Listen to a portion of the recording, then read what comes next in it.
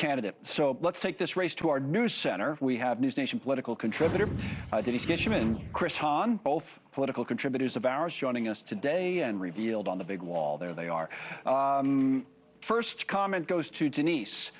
Californians first, when we're talking about California. So what do you make of the surge of this Democrat Becerra? He looks like he's going to be your next governor, right, or no?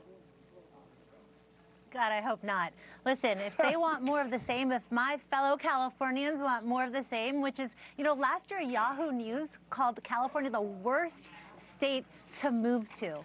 And if all these issues they're discussing on the debate stage are literally a creation of the single-party, supermajority, democratically led efforts to destroy my golden state, then why would anyone even consider voting for any of those yahoos on the left that are on that debate stage? Look, Becerra is such an interesting case because he's literally the most boring personality on the stage. He is complete milquetoast establishment at a time when literally no one else like him could get elected in any primary. The only reason he has any hope at all and is surging at all is because the Democratic establishment trusts him to do more of the same. So the unions are literally prompting him up. It's like a scene from Weekend at Bernie's. So we'll mark Denise down. Chris is kind of undecided. She might go to Becerra, but he's got some explaining, and he still has to convince her, sounds like. A couple of things here from California on the telestrator. Top issues, like everybody else, it's the economy, but they also add in housing affordability, all right, when they poll out in California. So those two is basically it, 60-something percent. And of course, their gas prices, we always have this screen, but for the national average, one's 450-something, but California, forget it. It's now up to 614. So those are the issues. Not much different, just exaggerated versus everybody else. Why is this guy Becerra, if Denise is, right about him being so milquetoast, why is he surging? Well, Denise is going to have a very hard time getting a camping permit next year in California because he's probably going to be governor because it appears that it's just going to be between him and Hilton, right? I mean, Democrats had to rally around somebody.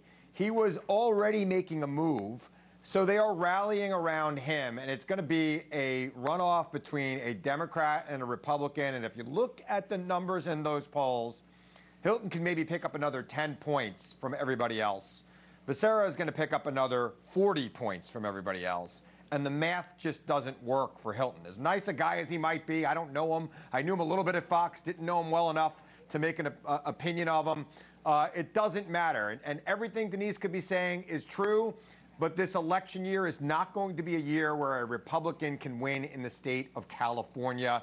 Trump's numbers are under 30 there in most polls. I don't know how anybody running on his ticket has any chance of winning statewide. You're watching the L.A. mayor's race, Denise? That's a little bit more fun. I think I'll pop up this headline. AI-generated pro-Spencer Pratt mayoral campaign videos point to a new political reality. So we're going to talk about reality stars a few times on this show. Later, we're going to get into the transportation secretary's return to reality TV. But you already have one running for mayor. What's going on in L.A., Denise? Well, if you look at how reality TV stars have done in the past, i.e. our very own POTUS, you can see that they have an advantage in that they understand how to work the media to their favor and they know how to go viral. Look, I own a PR company and I can tell you that when you have viral ads, they are worth hundreds of thousands, if not millions of dollars because they're organically shared. So people know you're not paying someone to save airtime or set it aside and they have to show your ad, your pathetic, boring, seen a million times, just insert a different name ad. They're actually getting something that's so unique and different with Spencer Pratt. And I think that people like the idea that he's not someone who spent his whole life wishing that he was, a mayoral candidate. I think they understand that he actually stopped his life to go and do something because he's super upset about what happened to his home, and rightfully so. So I think it'll be an interesting race. I really love the race. This is way more interesting than gubernatorial debates. And it'll be fun to watch how they continue to going after each other. Sign of the times, Chris, the reality star and all this AI stuff. We just showed the ad before, and that's kind of the way you run now in politics. I don't know. Look, it appears that AI is going to make an impact in this campaign and other campaigns. Whether or not Spencer Pratt, a reality star, is going to win in L.A., which quite frankly has had enough of reality stars, particularly the one in the White House. And I know everybody keeps getting mad at me, I say this. Look, every election right now is about Donald Trump. How do you feel about Donald Trump? It might be a little different in LA, where they don't run on a particular party line, but I think that it's clear enough who is Trump's guy and who's not. And while he hasn't directly weighed in this race, the election's going to be about how people feel about him this year. And it's starting to be too late for Republicans. I think in about 3 weeks, this race is going to be in the oven baking pretty hard. And it's going to be very hard to reverse the trend against Trump and his allies running anywhere in this country. All right, final thing is redistricting, but the headline today from Tennessee, the lonely Democrat there, Steve Cohen, is leaving early. Denise, right? So, do you look at this at a headline like that as an example of Republicans are going to have the advantage, and this is their only hope of kind of hanging on to the House, is some of these redistricting wars that they may or may not be winning? Or, and I keep asking this of people, does it just come out as a wash in the end? There's the headline on Cohen. Well, it's not going to be a wash in the end, because when we started this redistricting fight, which started in Texas, we knew that there were 28 states that had Republican-led majorities, and that legislatures compared to 18 Democratic states that did. So this was a pure numbers game. I like to deal in reality like Chris Hahn does as well. I like numbers.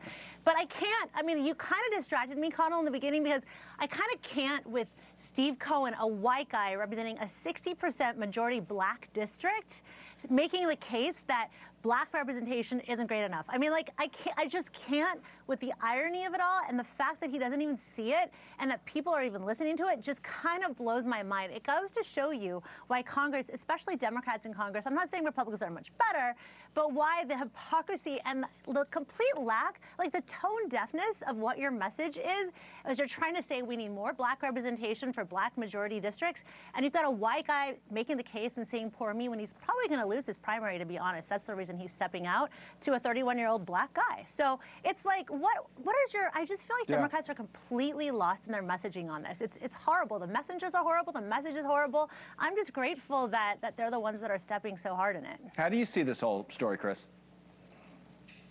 I think this redistricting stinks. I think this is not the end of it. I think that this will be even worse in 2028.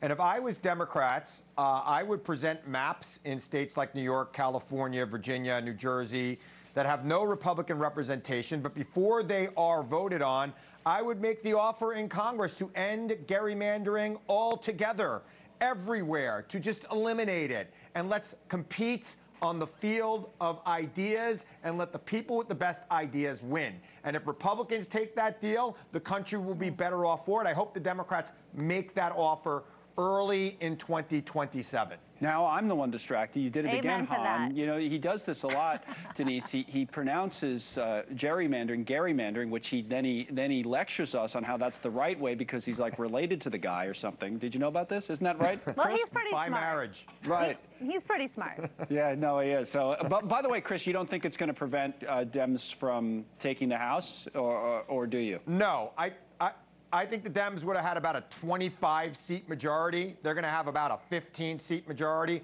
I don't care if it's a 2-seat majority. I want to have some real oversight of the Trump administration. I want to have the gavel, and I want to have subpoena power. And it only takes one extra vote to get that, as Republicans know right now. Denise and Chris, you're both great. Thank you very much on a Friday for joining us. Listen, speaking of great, Honda, the company Honda, they had a